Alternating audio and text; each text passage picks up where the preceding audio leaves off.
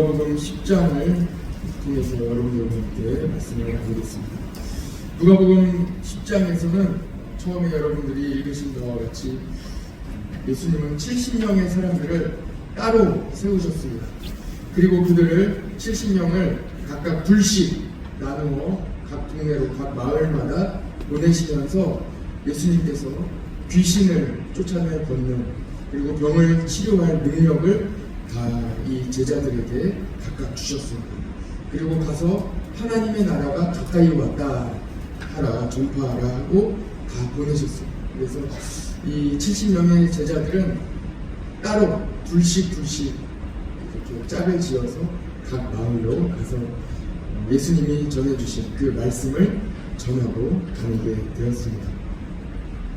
각 마을에 가서 하나님의 나라가 가까이 왔음을 선포했습니다. 그리고 환자를 고치고 귀신을 쫓아냈습니다. 이제 70명의 제자들, 따로 세우신 70명의 제자들이 예수님께로 돌아옵니다. 이들이 예수님께 어떻게 돌아오는지 17절을 같이 한번 읽어주겠습니다. 10장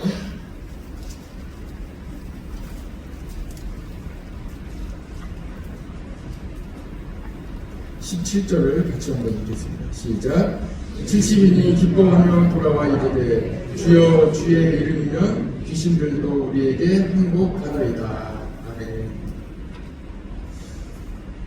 70명의 제자들이 어떻게 돌아왔습니까? 기쁨으로, 아주 기쁨으로 돌아왔습니다. 그리고 예수님께 기뻐하며 이렇게 이야기합니다. 예수님의 이름만 대니 귀신도 다 쫓아 나가고 그리고 귀신들도 행복했습니다 하고 기쁨으로 예수님께 구하고 있습니다. 기쁨으로 돌아온 제자들에게 예수님께서 기쁨의 핵심에 대해서 말씀해 주십니다. 오늘 그 말씀을 같이 나누려고 합니다. 그래서 오늘의 제목은 구원의 기쁨입니다. 구원의 기쁨. 같이 한번 해볼까요? 구원의 기쁨. 오늘 말씀을 나누면서 우리 모든 성도들이 구원의 기쁨이 회복되고 가장 큰 기쁨이 바로 구원의 기쁨, 예수님을 만난 기쁨, 예수님께서 나를 구원해 주신 기쁨이 여러분들의 가장 큰 기쁨이 되기를 간절히 원합니다. 예수님을 믿으면 당연히 따라오는 것들이 있습니다. 특별히 노력하지 않아도 예수님을 믿기만 하면 자연스럽게 따라오는 것이 있습니다. 그것은 바로 예수님을 믿으면 능력을 받습니다. 기도하니, 예수님을 믿고 기도하니 응답을 받습니다. 삶에 복이 이어집니다. 지난주일 나눈 말씀과 같이 예수님을 믿는 삶은 종려나무의 열매와 같이 풍성한, 이 종려나무의 한 송이가 15kg에서 20kg의 열매를 맺는다고 하잖아요. 5개에서 한 8개, 아무튼 10개의 송이를 맺는데, 그러니까 최소한 한 나무에 100kg 정도는 달려있는 거예요. 열매가 얼마나 풍성한 열매를 맺습니까? 레바논의 백향목과 같이 계속해서 끊임없이 성장하는 하나님의 복을 받습니다. 어떻습니까 여러분?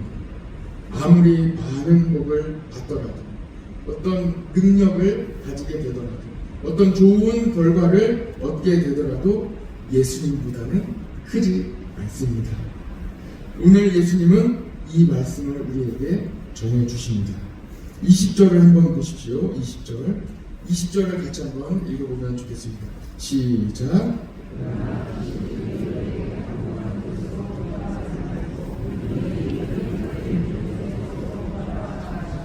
아멘. 그렇죠. 예수님을 믿다 보면 우리에게 주어지는 많은 복이 있습니다. 능력이 있습니다. 그래서 오늘 제자들은 나가서 예수님이 주신 능력으로 귀신을 제어하고 온 거예요. 귀신을 쫓아내고 온 거예요. 그랬더니 너무 기뻐서 예수님의 이름으로 귀신도 나갔습니다. 예수님 기뻐가지고 이렇게 기뻐하니까 예수님께서 말씀하십니다. 너희들이 귀신을 쫓아낸 것으로 기뻐하지 말고 그거보다 더 큰 기쁨이 있다. 그것이 무엇입니까? 바로 예수님을 믿는 기쁨이에요. 예수님이 나를 구원해 주신 기쁨입니다. 너희 이름이 하늘에 기록된 것으로 기뻐하라. 그렇죠. 이 세상의 어떤 기쁨도 예수님이 나를 구원해 주신 기쁨보다 크지 않습니다. 기쁨에도 우선순위가 있다는 것입니다. 기쁨의 우선순위에 대한 이야기가 오늘 본문의 마지막에 나오고 있습니다. 마리아와 마르다가 예수님을 영접하는 장면입니다. 38절부터 보시면서 한번 말씀을 들어보시죠. 마르다와 마리아는 자매입니다. 그렇죠? 자매의 집에 예수님께서 가셨습니다. 언니 마르다는 열심히 음식 준비를 합니다.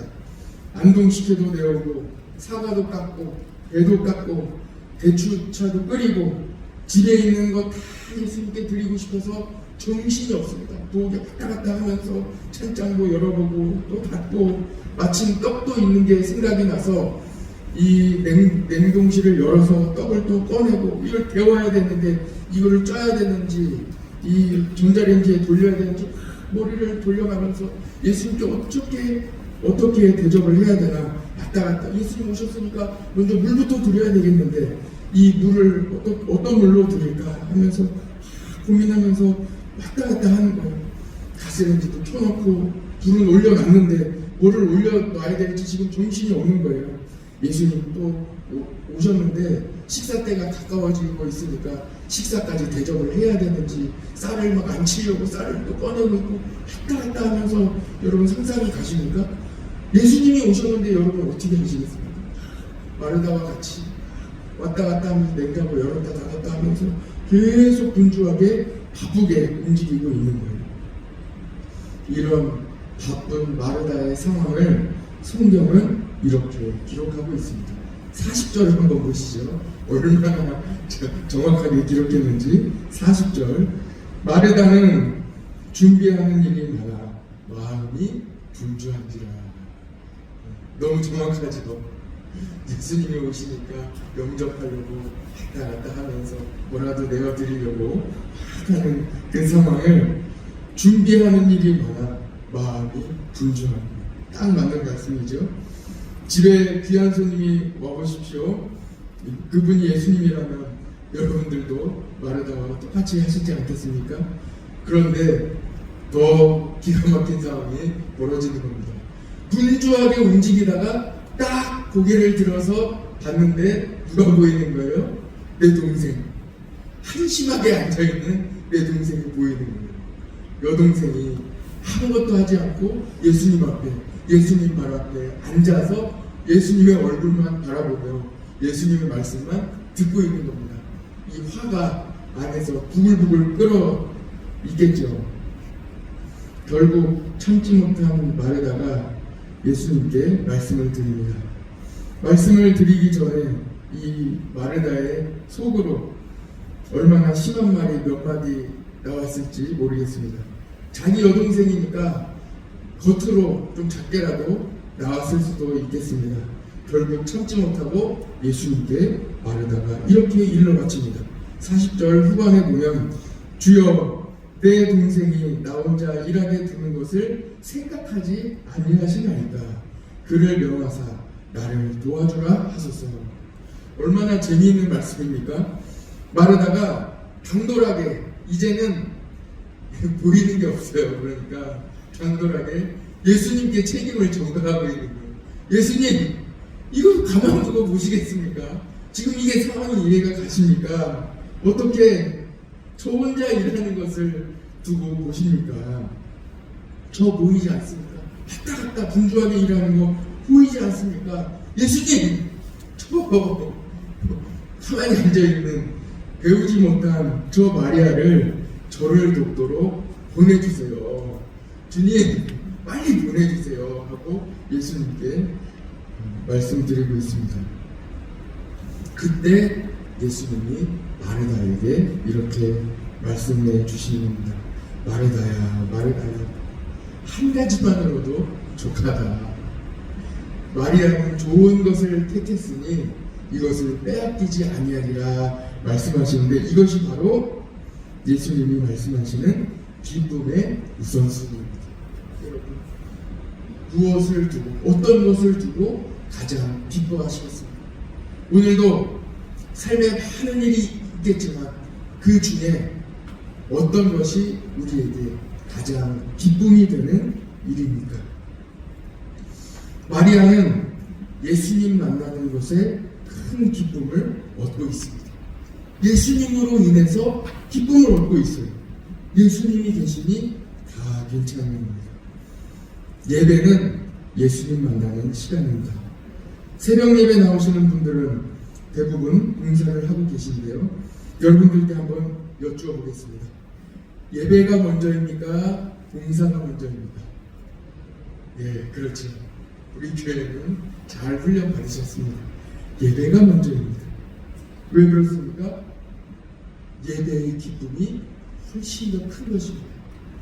예배를 통해 기쁨을 회복하고 내 안에 성령님의 충만함을 얻고 내가 예수님을 먼저 만나야 그 기쁨으로, 그 구원의 기쁨과 감격으로 봉사하는 거예요. 섬기는 거예요. 그 기쁨으로 나가는 거예요. 예배에 참여하지 않은, 예배의 기쁨을 회복하지 않은 봉사는 아무것도 소용이 없습니다. 그래서 예배가 먼저입니다. 목사님, 그래도 봉사를 해야 교회가 돌아가지 않겠습니까? 맞습니다. 우리가 예수님과 예수님의 손과 발이 되어 봉사해야 하는 것은 맞습니다. 그러나 예배가 먼저입니다. 예수님 만나는 것이 먼저입니다. 예수님 만나는 예배의 기쁨과 감격, 먼저 예배를 드리고 그 후에 봉사를 감당해야 합니다.